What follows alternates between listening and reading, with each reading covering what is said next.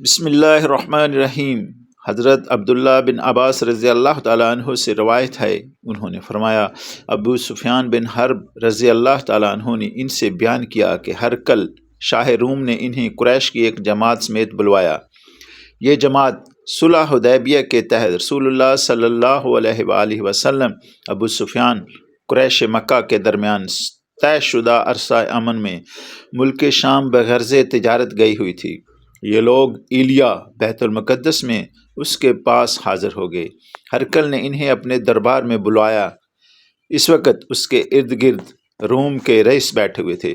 پھر اس نے ان کو اور اپنے ترجمان کو بلا کر کہا، یہ شخص جو اپنے آپ کو نبی سمجھتا ہے، تم میں سے کون اس کا قریبی رشتہ دار ہے؟ ابو سفیان نے کہا، میں اس کا سب سے زیادہ قریب النسب ہوں۔ تب ہرقل نے کہا، اسے میرے قریب کر دو اور اس کے ساتھیوں کو بھی قریب کر کے اس کے پس پشت بیٹھاؤ۔ اس کے بعد ہرقل نے اپنے ترجمان سے کہا، ان سے کہو کہ میں اس شخص سے اس آدمی نبی صلی اللہ علیہ وآلہ وسلم کے متعلق سوال کروں گا۔ اگر یہ غلط بیانی کرے تو تم لوگوں نے اسے جھٹلا دینا ہے۔ ابو سفیان کہتے ہیں، اللہ کی قسم، اگر جھوٹ بولنے کی بدنامی کا خوف نہ ہوتا تو میں آپ کے مطلب یقیناً جھوٹ بولتا۔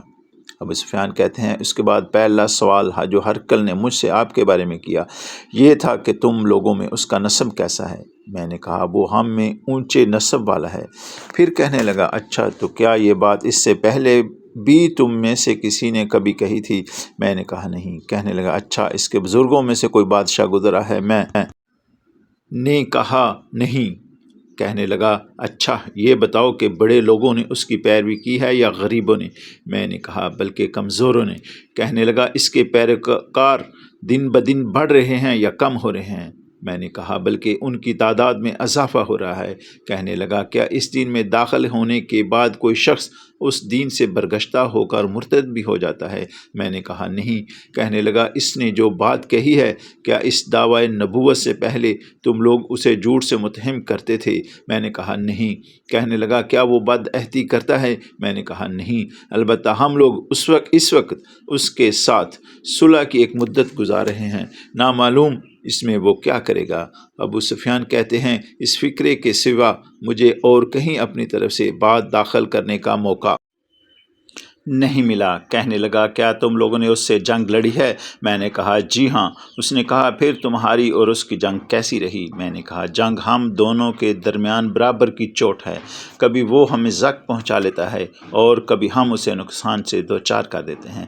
کہنے لگا، وہ تمہیں کن باتوں کا حکم دیتا ہے؟ میں نے کہا، وہ کہتا ہے صرف اللہ کی عبادت کرو اور اس کے ساتھ کسی چیز کو شریک نہ کرو اور اپنے باپ دادا کی شرکیہ باتیں چھوڑ دو، اور وہ ہمیں نماز، سچائی، پرہیزگاری، پاک دامنی اور قرابت داروں کے ساتھ حسن سلوک کا حکم دیتا ہے۔ اس کے بعد ہرقل نے اپنے ترجمان سے کہا، تم اس شخص ابو سفیان سے کہو کہ میں نے تم سے اس شخص نبی صلی اللہ علیہ وآلہ وسلم کا نسب پوچھا تو تم نے بتایا کہ وہ اونچے نسب کا ہے، اور دستور یہی ہے کہ پیغمبر ہمیشہ اپنی قوم کے اونچے نسب میں بھیجے جاتے ہیں۔ اور میں نے تم سے دریافت کیا کہ آیا یہ بات اس سے پہلے تم میں سے کسی نے کہی تھی؟ تم نے بتلایا کہ نہیں۔ میں کہتا ہوں، اگر یہ بات اس سے پہلے کسی اور نے کہی ہوتی تو میں کہتا، یہ شخص ایک ایسی بات کی نقالی کر رہا ہے جو اس سے پہلے کہی جا چکی ہے۔ اور میں نے تم سے دریافت کیا کہ اس کے بزرگوں میں سے کوئی بادشاہ گزرا ہے تو تم نے بتلایا کہ نہیں۔ میں کہتا ہوں، اگر اس کے بزرگوں میں سے کوئی بادشاہ گزرا ہوتا تو میں کہتا، یہ شخص اپنے باپ کی بادشاہت کا طالب ہے۔ اور میں نے تم سے دریافت کیا کہ جو بات اس نے کہی ہے، اس دعوی نبوت سے پہلے تم نے کبھی اس پر جھوٹ بولنے کا الزام عائد کیا ہے تو تم نے بتلایا کہ نہیں۔ اور میں اچھی طرح جانتا ہوں کہ ایسا نہیں ہو سکتا کہ وہ لوگوں پر جھوٹ باندھنے سے تو پرہیز کرے لیکن اللہ پر جھوٹ بولے۔ میں نے تم سے یہ بھی دریافت کیا کہ بڑے لوگ اس کی پیروی کر رہے ہیں یا کمزور تو تم نے بتلایا کہ ناتواں لوگوں نے اس کی پیروی کی ہے، اور حقیقت یہی ہے کہ اس قسم کے لوگ ہی پیغمبروں کے پیروکار ہوتے ہیں۔ میں نے تم سے پوچھا وہ بڑھ رہے ہیں یا کم ہو رہے ہیں، تو تم نے بتلایا کہ ان کی تعداد میں مسلسل اضافہ ہو رہا ہے۔ در حقیقت ایمان کا یہی حال ہوتا ہے تاکہ وہ پایا تکمیل تک پہنچ جاتا ہے۔ پھر میں نے تم سے پوچھا کہ اس دین میں داخل ہونے کے بعد کوئی شخص متنفر ہو کر مرتد بھی ہوتا ہے، تو تم نے بتلایا کہ نہیں، اور ایمان کا حال یہی ہوتا ہے کہ اس کی بشاشت خوشی جب دل میں سما جاتی ہے تو پھر نکلتی نہیں۔ اور میں نے تم سے دریافت کیا کہ کیا وہ عہد شکنی کرتا ہے، تو انہیں بتلایا کہ نہیں، اور رسول ایسے ہی ہوتے ہیں، وہ دھوکہ نہیں کرتے۔ میں نے تم سے یہ بھی پوچھا وہ تمہیں کن باتوں کا حکم دیتا ہے، تو تم نے بتلایا کہ وہ اللہ کی عبادت کرنے اور اس کے ساتھ کسی کو شریک نہ ٹھہرانے کا حکم دیتا ہے، تمہیں بت پرستی سے منع کرتا ہے، اور نماز، سچائی اور پرہیزکاری اور پاک دامنی اختیار کرنے کے متعلق کہتا ہے۔ لہذا جو کچھ تم نے بتایا ہے اگر وہ صحیح ہے تو یہ شخص بہت جلد اس جگہ کا مالک ہو جائے گا جہاں میری یہ دونوں قدم ہیں۔ میں یہ جانتا تھا کہ یہ نبی آنے والا ہے، لیکن میرا یہ خیال نہ تھا کہ وہ تم میں سے ہوگا۔ اگر مجھے یقین ہوتا کہ میں اس کے پاس پہنچ سکوں گا تو اس سے ملاقات کی زحمت ضرور اٹھاتا، اور اگر میں اس کے پاس مدینے میں ہوتا تو ضرور اس کے پاؤں دھوتا۔ اس کے بعد ہرقل نے رسول اکرم صلی اللہ علیہ وآلہ وسلم کا وہ خط منگوایا جو آپ نے داہیہ کلبی کے ذریعے سے حاکم بصرہ کے پاس بھیجا تھا، اور اس نے وہ خط ہرقل کو پہنچا دیا تھا۔ ہرقل نے اسے پڑھا۔ اس میں لکھا تھا، شروع اللہ کے نام سے جو بہت مہربان نہایت رحم کرنے والا ہے۔ اللہ کے بندے اور اس کے رسول محمد صلی اللہ علیہ وآلہ وسلم کی طرف سے ہرقل عظیم شاہ روم کے نام اس شخص پر سلام جو ہدایت کی پیروی کرے۔ اس کے بعد تجھے کلمہ اسلام لا الہ الا اللہ محمد الرسول اللہ کی دعوت دیتا ہوں۔ مسلمان ہو جاؤ تو محفوظ رہے گا، اللہ تعالیٰ تجھے دوہرا اجر دے گا۔ اگر تو یہ بات نہ مانے تو تیری رعایا کا گناہ بھی تجھ پر ہوگا، اور اہل کتاب ایک ایسی بات کی طرف آ جاؤ جو ہمارے اور تمہارے درمیان یکساں ہے، ہم اللہ کے سوا کسی کی عبادت نہ کریں اور اس کے ساتھ کسی چیز کو شریک نہ ٹھہرائیں، اور ہم میں سے کوئی اللہ کے سوا ایک دوسرے کو اپنا کارساز نہ سمجھے۔ چنانچہ اگر یہ لوگ اعراض کریں تو صاف کہہ دو کہ گواہ رہو ہم تو فرما بردار ہیں۔ ابو سفیان نے کہا، جب ہرقل جو کہنا چاہتا تھا کہہ چکا اور خط پڑھ کر فارغ ہوا، وہاں آوازیں بلند ہوئیں اور بہت شور مچا اور ہم باہر نکال دیے گئے۔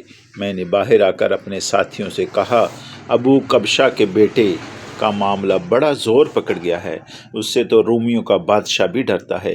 اس روز کے بعد مجھے برابر یقین رہا کہ رسول کا دین غالب آ کر رہے گا، یہاں تک کہ اللہ تعالیٰ نے میرے اندر اسلام جاگزیں کر دیا۔ ابن ناطور جو ایلیا کا گورنر، ہرقل کا مصاحب اور شام کے عیسائیوں کا پادری تھا، بیان کرتا ہے کہ ہرقل جب ایلیا بیت المقدس آیا تو ایک روز صبح کے وقت رنجیدہ خاطر بیدار ہوا۔ اس کے کچھ مصاحب کہنے لگے، ہم دیکھتے ہیں کہ آپ کی طبیعت کچھ بجھی بجھی ہے۔ ابن ناطور نے کہا، ہرقل ماہر نجومی اور ستارہ شناس تھا۔ جب لوگوں نے اس سے پوچھا تو کہنے لگا، میں نے آج رات تاروں پر ایک نگاہ ڈالی تو دیکھتا ہوں کہ ختنہ کرنے والوں کے بادشاہ کا ظہور ہو چکا ہے۔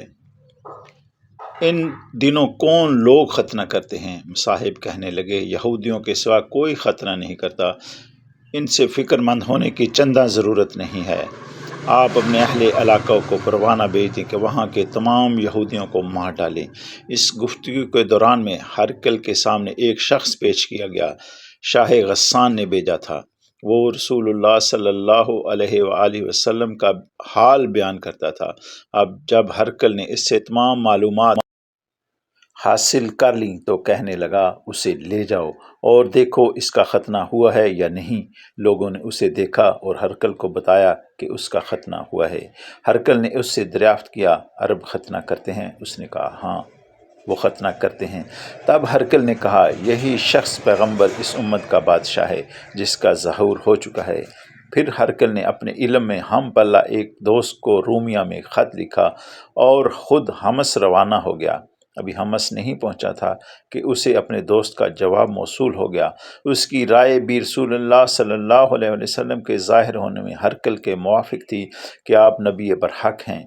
آخر حمص پہنچ کر اس نے روم کے سرداروں کو اپنے محل آنے کی دعوت دی۔ جب وہ آگے تو پھر اس نے حکم دے کر دروازے بند کروا دیے۔ پھر بالاخانے بالکونی سے انہیں دیکھا اور کہنے لگا، روم کے لوگو، تو اگر تم اپنی کامیابی، بھلائی اور بادشاہت پر قائم رہنا چاہتے ہو تو اس پیغمبر کی بیعت کر لو۔ یہ اعلان حق سنتے ہی وہ لوگ جنگلی گدھوں کی طرح دروازوں کی طرف دوڑے۔ دیکھا تو وہ بند تھے۔ جب ہرقل نے ان کی نفرت کو دیکھا اور ان کے ایمان لانے سے مایوس ہوا تو کہنے لگا، ان سرداروں کو میرے پاس لاؤ۔ جب وہ آئے تو کہنے لگا، میں نے ابھی جو بات تمہیں کہی تھی وہ صرف آزمانے کے لیے تھی کہ دیکھوں تم اپنے دین پر کس قدر مضبوط ہو۔ اب میں وہ دیکھ چکا ہوں۔ تب تمام حاضرین نے اسے سجدہ کیا اور اس سے راضی ہو گئے۔ یہ ہرقل کے ایمان لانے کے متعلق آخری حالات ہیں۔